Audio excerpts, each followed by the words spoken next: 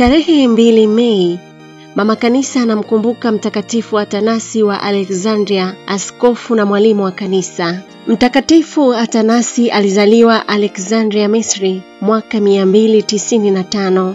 Askofu wa mji huo alimleta kwake, akampa daraja la ushemasi. Halafu alimpeleka kwenye mtaguso wa Nisea, Uturuki, mwaka 325 kwenda kuupinga uzushi wa Arios. Askofu wa Alexandria alipokufa, watu walimchagua Athanasi ili ashike wadhifa huo badala yake, lakini wafuasi wa Arios waliendelea kumsumbua maisha yake yote. Waliwahonga watu wamshitaki Athanasi bure kwa Kaisari Konstantino. Walimsingizia kuwa alikuwa amemuua mtu jina lake Arsenio na kwamba alikuwa ameukata mkono wa huyo mtu.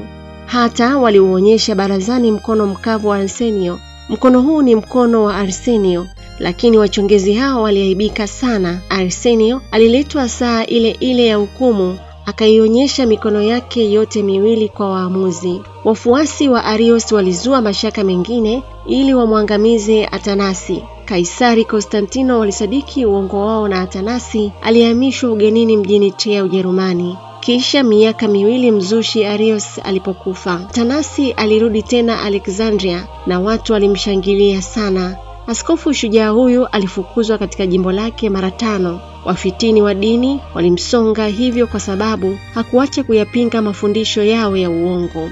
Mtakatifu Athanasi aliandika vitabu vingi, hasa maelekezo ya maandiko matakatifu. Yeye ni mmoja wa walimu wa 4 wa Giriki wa kanisa, wengine wakiwa ni Basili Mkuu, Gregory wa Nazianze na Yohani Chrysostomo.